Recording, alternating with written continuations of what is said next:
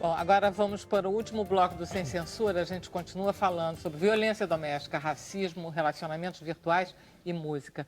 Adriana, essa moça que a gente estava falando, ela avisou a polícia que o marido tinha agredido, ela se sentia em risco, assim mesmo deixou os filhos irem ficar com o pai e aconteceu o que aconteceu. O que uma mulher...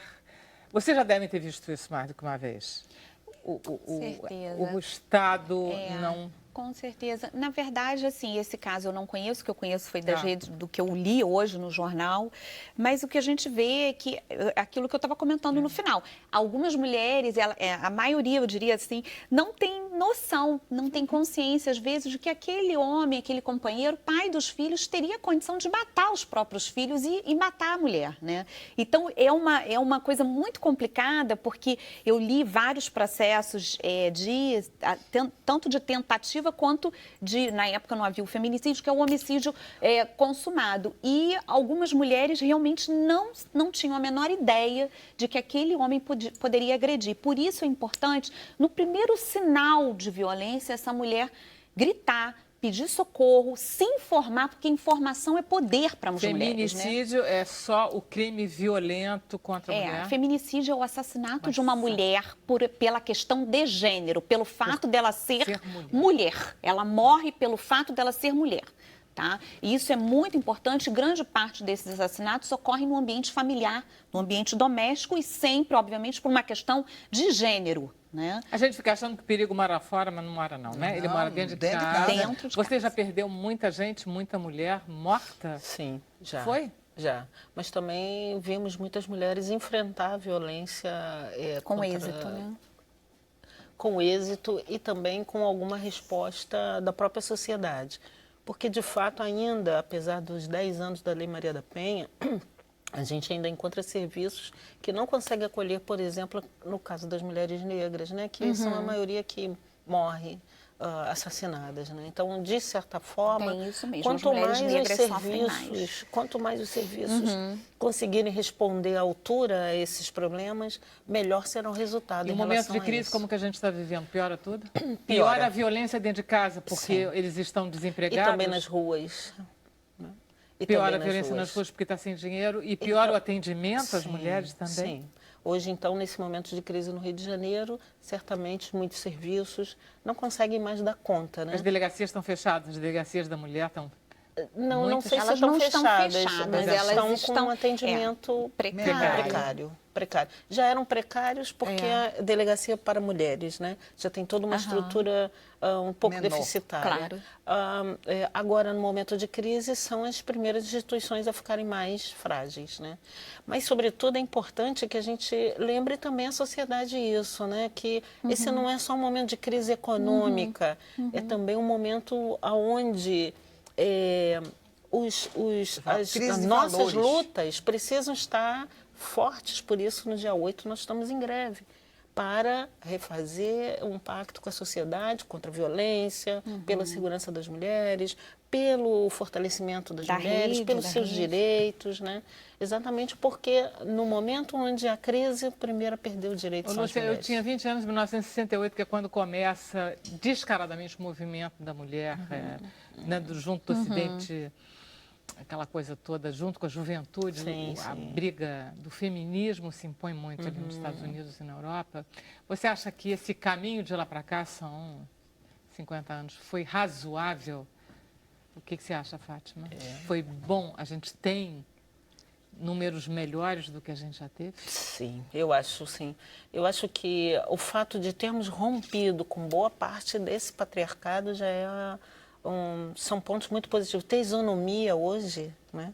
Por exemplo, você poder dirigir um programa, estarmos aqui debatendo esse assunto, termos mais escolaridade, acesso a bens e serviços já é bastante. Mas isso não é suficiente para impedir as desigualdades. Sobretudo porque esse déficit ele vai passando de geração a geração.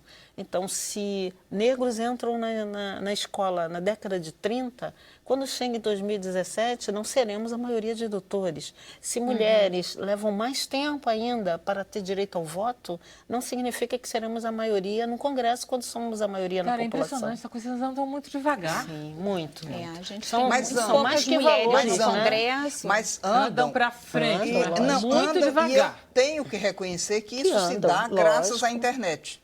Na verdade, assim, foi um meio absolutamente democrático, em que não tem um editor censurando.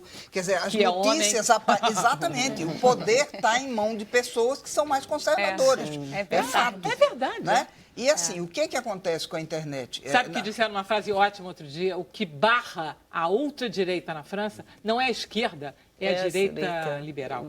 E aí, por aí, Sim, é isso que você está falando. Sim. Então, eu acho que a grande solução é falar. Por exemplo, a gente está falando de coisas de diferença, por exemplo, tem alguns modelos, a gente está falando de minoria, por exemplo, até negra, mas esses dias tem um modelo albina.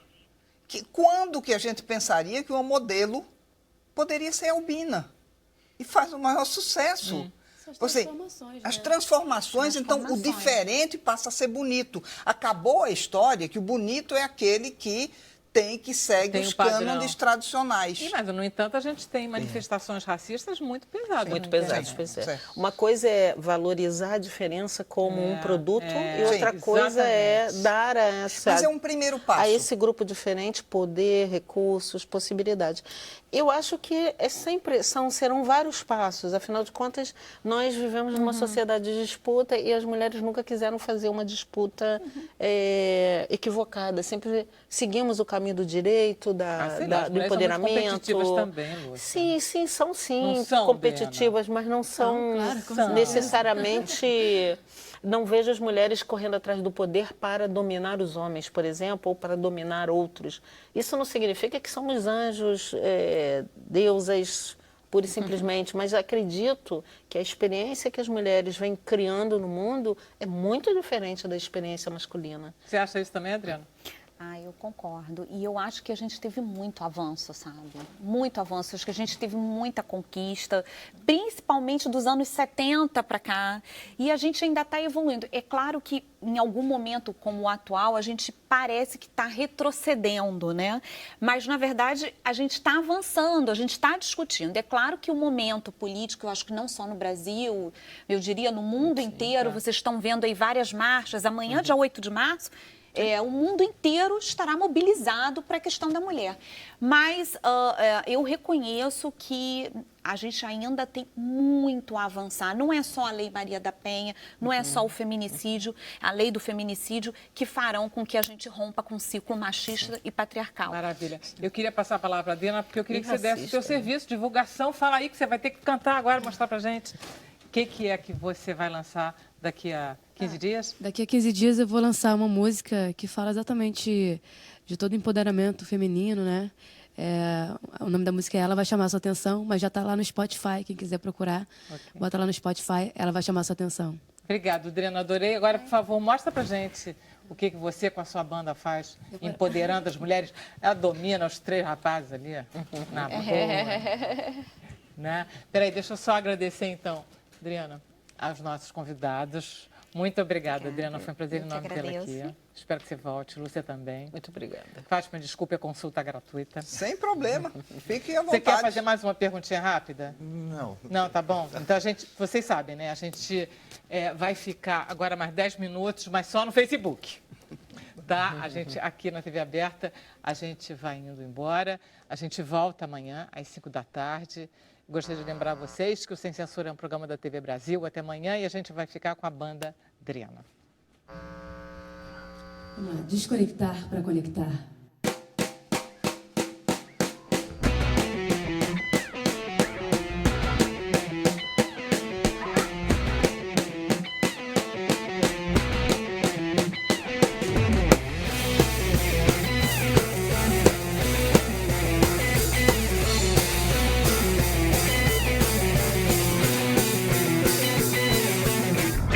Quanto custa desconectar?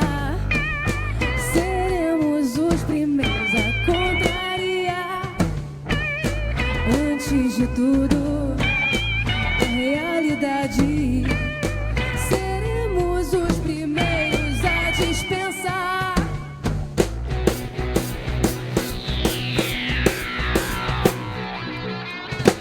E se você pudesse voltar no tempo pra um momento que perdeu,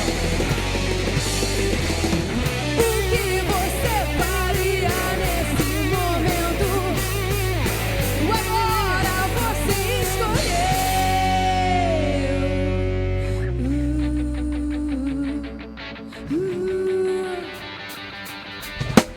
E se você chegar onde sempre quis, vai se enquadrar nessa nova diretriz tão natural, se movimentar.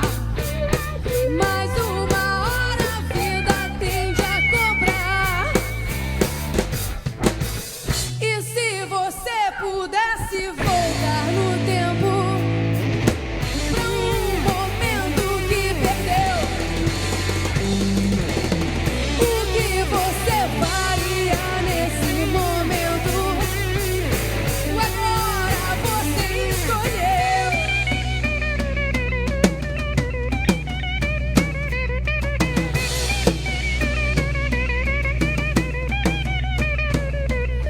Vida inventada pra te seduzir. A imagem vale mais que suas palavras.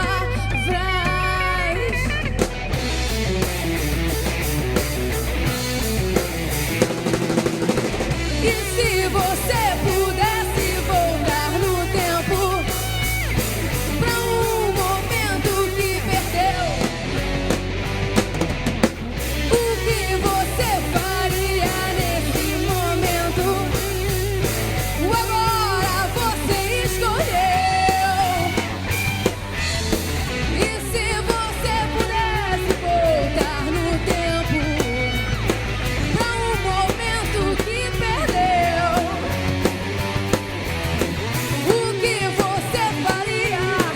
O que você faria?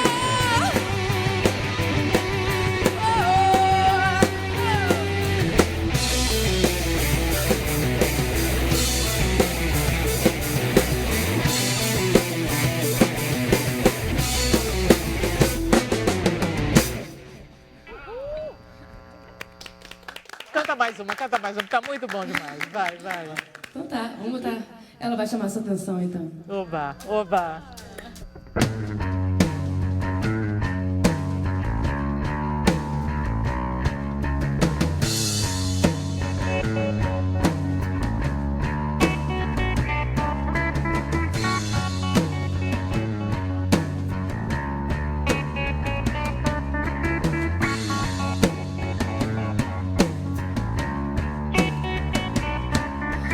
Essa menina se sente assim tão especial.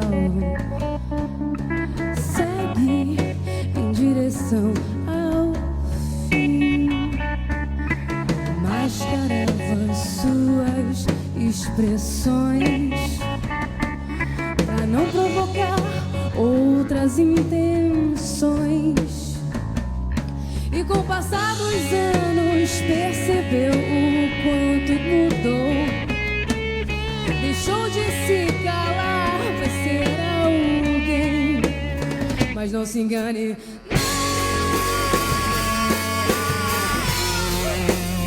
ela vai chamar sua atenção.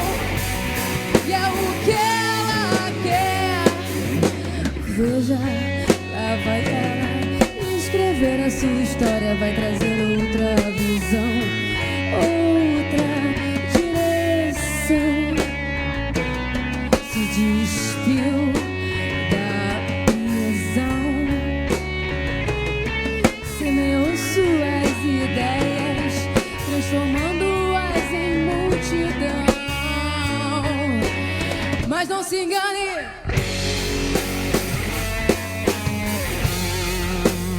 ela vai chamar sua atenção.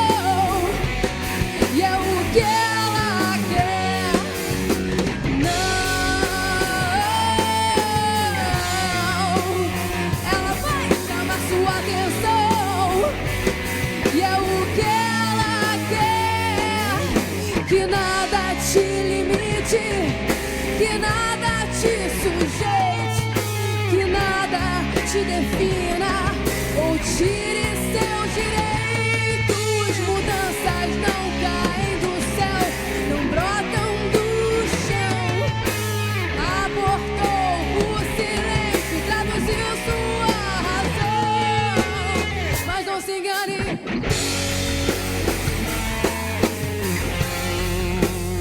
ela vai chamar sua atenção. E é o que ela quer. Não, ela vai chamar sua atenção. E é o que ela quer. Essa menina não se sente assim, tão especial. Obrigada. Barulhento pra caramba, cara. Adriana, vai lá, senta lá. Com o microfone, com o microfone. Pega lá, pega lá. A gente tá só... Muito bem, gente, muito bom. Deixa eu dizer o nome de vocês que eu tenho aqui. É o Milton, é o Bruno e é o Júnior. Parabéns. Maravilha, maravilha. Agora a gente só tá no Facebook. Ah, legal. E aí, que tal, Adriana? É muita adrenalina isso, não é? Total, total. Ah, tá Cara, funcionando, eu nem sei se tá funcionando. Você consegue dormir depois? Nunca, né? Fica acordado. Eu demoro muito pra dormir depois de tocar, então...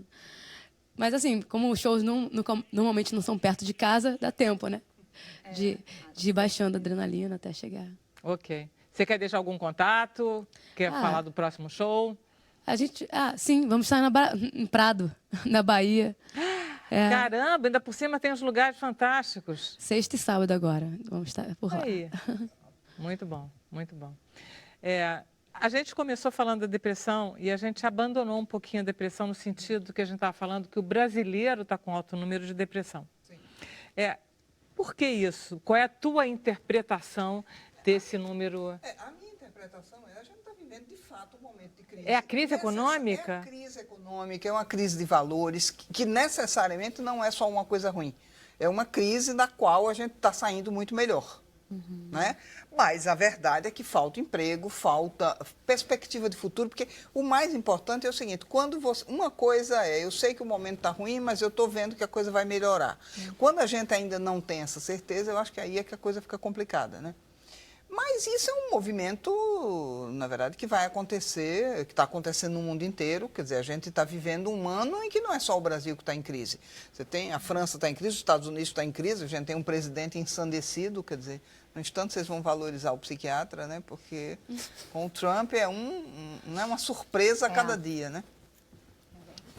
Agora, a depressão... ela não está ligada a isso exatamente. Não. A depressão está ligada a perdas. Quer dizer, existe uma coisa que é fundamental. Assim, as famílias estão, quer dizer, os pais estão trabalhando muito, as mães estão trabalhando muito, as crianças ficam muito sozinhas. A gente tinha uma estrutura que era uma estrutura antiga.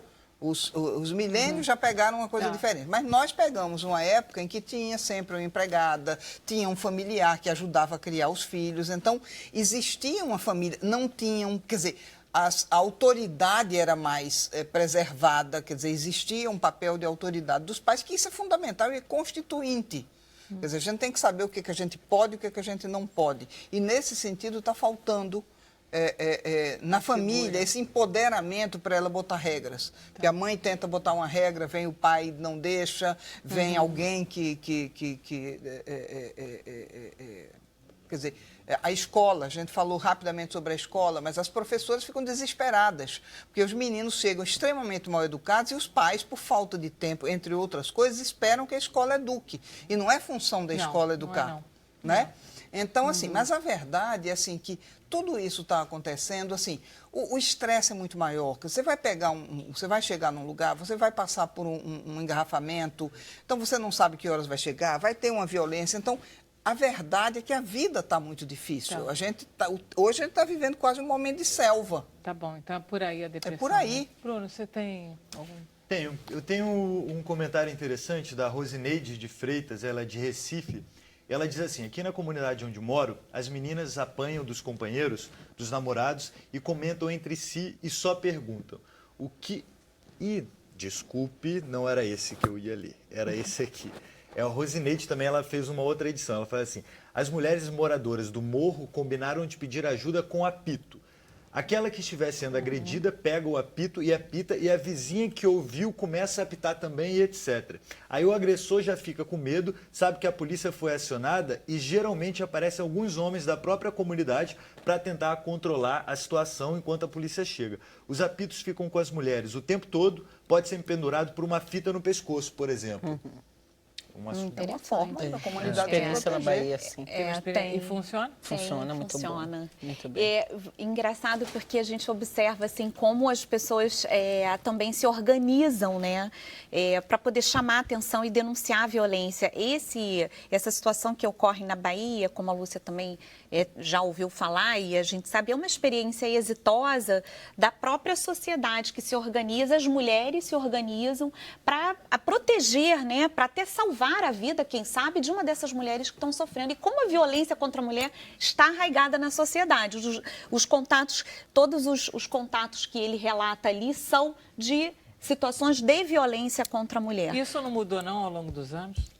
E o que a gente vê é mais a visibilidade. A violência, ela sempre existiu. A gente não consegue pôr em números ainda porque não tem notificações. A gente precisa discutir também outras questões. Não é só a repressão que a gente vai conseguir acabar com a violência. A gente precisa trabalhar com a educação. A gente precisa ter educação de gênero, falar sobre igualdade de gênero, sobre racismo, sobre direitos humanos nas escolas. A questão do gênero ficou muito complicada. Falar como se fosse ideologia de gênero, e aí isso está quase que proibido se falar nas escolas. Se a gente não falar isso nas escolas, a gente vai continuar cada vez com um número maior de feminicídio, de violência contra a mulher. Porque a gente não está trabalhando nas bases, nas raízes do problema. A gente está só querendo resolver o problema com punição, com delegacia, com repressão. E com repressão não vai ser solucionado o problema, por exemplo, da violência contra a mulher. Não só aqui, como no mundo. Mas, sobretudo, é necessário que a sociedade e o Estado brasileiro digam não.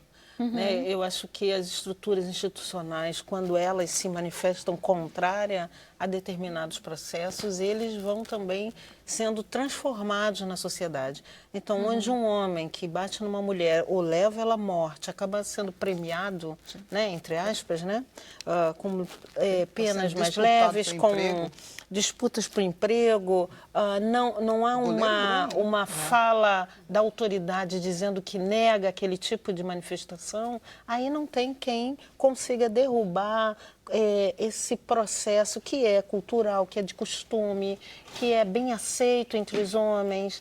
E é isso que eu acho que também falta, né? É um pouco dizer, olha, eu não concordo com a violência, ponto, não. É que nosso Estado não pode admitir a violência, as nossas autoridades não podem agir com violência e todo caso de violência precisa ser tratado com a sociedade com seriedade. A Lei Maria da Penha já deu esse primeiro passo, porque antes era uma mera contravenção, mas agora a gente precisa de estruturas mais objetivas. Ô, Lúcia, eu estava pensando, existe uma influência muito grande das igrejas pentecostais hoje em dia. Isso ajuda alguma coisa em relação à violência ou não? Eu acho porque que ajuda são e sociedades atrapalha. muito conservadoras, né? Acho que ajuda e atrapalha. Acho que ajuda no sentido de que estrutura relações familiares, internas, traz novos valores, mas atrapalha porque muitos casos de mulheres vítimas de violência são cristãs. Quer dizer, não há uma negação da igreja dizendo... Talvez porque proteja muito a família, não? Porque a intenção é que haja essa proteção da família. Então, se o marido bate na mulher, como é que ela vai denunciar o marido?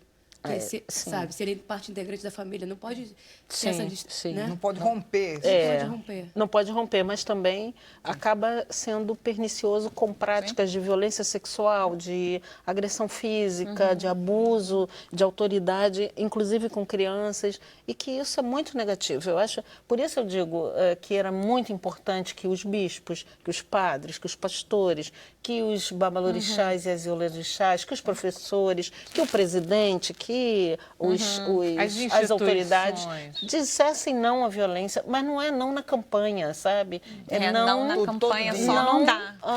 No processo educativo, Olha político, só, eu acho social. que quanta gente eles dissessem não, eu tenho a sensação, era preciso que eles dissessem não dentro deles mesmos. Também. Né? Então, às vezes a gente também é violento, não é? E a gente não se dá conta. Quando é que a gente é violento sem se dar conta? Eu acho que a violência é um processo complexo, né? Eu, por exemplo, que sou uma mulher negra, muitas vezes me sinto violentada quando as pessoas ficam achando que eu vou pegar as coisas dela, que elas fogem de mim, Porque esse não comportamento querem... existe claramente, Existe, né? com certeza. Entrou numa loja... Sim, ou quando elas têm dúvidas sobre a minha capacidade e tal.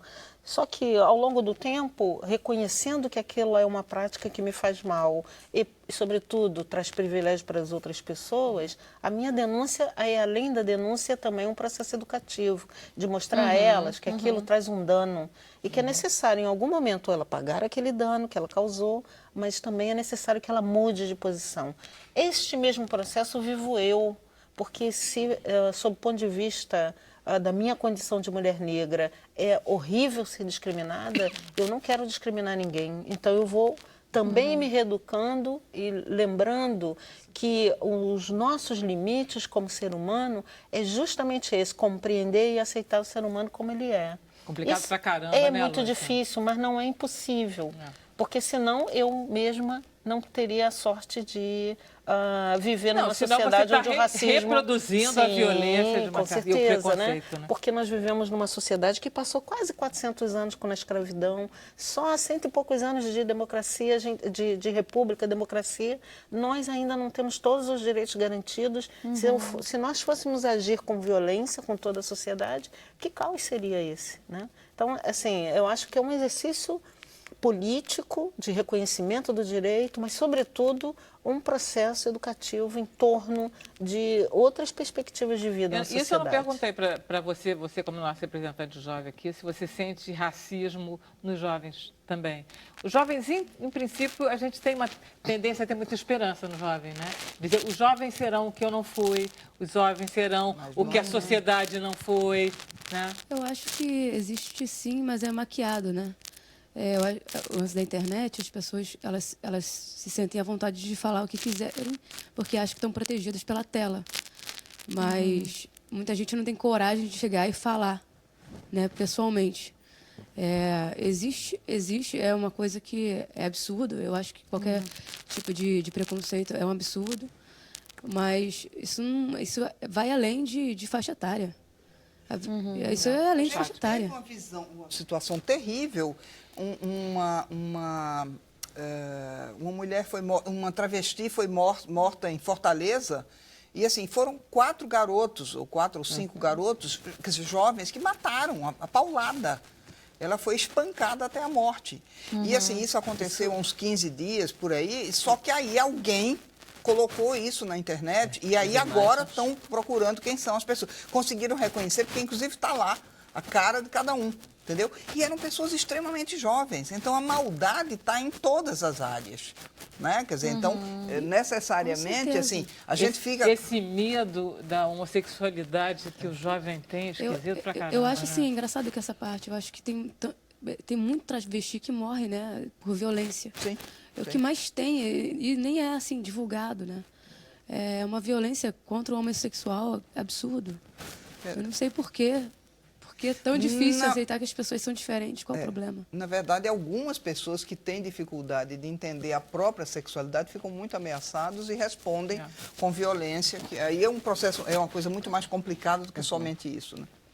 Mas Mas, um dos sobretudo, passos é isso. existe um ambiente social, político que permite. Que permite, é verdade. Nós sabemos que teremos posições radicais na sociedade, em qualquer sociedade, gente que não gosta, gente que não concorda, né? Mas necessariamente aquele limite dado pela sociedade, pelo Estado, ele é necessário, ele precisa estar visível. E eu acho que às vezes não está. Então, por exemplo, alguém chega no metrô de São Paulo e mata um morador de rua. Nenhuma autoridade se levanta para dizer isso não vai mais acontecer aqui.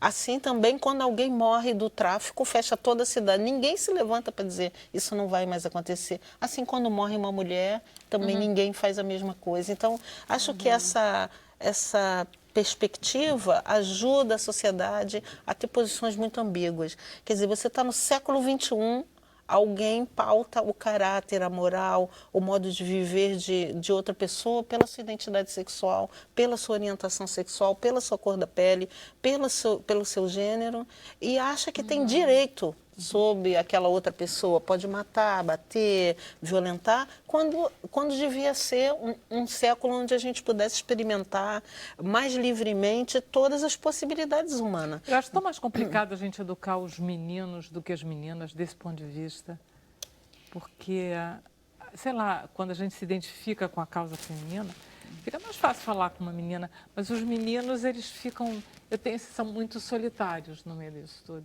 Acho difícil, entendeu? Como você Eu orientar acho que tem que ter uma né? educação Mas, de gênero, respeito, tolerância, dentro não só das famílias, da sociedade, mas também das escolas. Eu acho que é um problema de todos e todas. Não é um problema só da escola, é um problema só da família. Eu acho que tem que ter um arcabouço, todos juntos, pensando que todos têm direitos iguais e todos têm direito a uma vida livre de violência, seja para homem, mulher, seja para qualquer gênero que for. E a gente vê a questão da homofobia, da transfobia, da misoginia, que é a aversão à mulher. Isso aí a gente não rompe com um decreto, com uma sentença condenatória. Isso você se rompe com uma mudança de cultura, e eu só acredito nessa mudança de cultura, estou ficando, para mim, isso é quase um mantra, se a gente trabalhar com a educação. Se a gente mudar a atitude, porque não adianta só a gente ficar falando. Não adianta a escola trabalhar a igualdade de gênero se a família é totalmente desigual de gênero, se existe violência de gênero dentro da família, e a escola vai trabalhar. Quer dizer, tem que ser um conjunto ali de fatores. E eu acho que você falou de menino e menina, eu tenho um casal de 2 adolescentes, né? Ainda fui premiada por ser mãe ainda de um casal. Eu não concordo muito de que menina é mais fácil que menino, não. Eu acho que isso independe de gênero, independe de sexo. A gente está falando biologicamente sexual, né? Menino ou menina. Eu acho que isso aí depende muito realmente da educação que é passada dentro de casa junto com um fator da escola. E, para mim, eu tenho os dois, então eu posso dizer que isso independe, assim. É difícil educar tanto menino quanto menina. Aquela história de que menino é mais violento, que a menina é mais calma, mais tranquila, isso já foi. Isso aí não tem mais isso, não. Assim, eu acho que isso acabou. Eu acho que a educação de gênero tem que ser para além do gênero. Então, gente, o futuro é de vocês. O programa chegou finalmente ao final, porque é o único programa que tem 2 finais. Tolerância. Esse é o segundo final e a gente acabou. A gente volta amanhã, 5 horas da tarde, TV Brasil. Até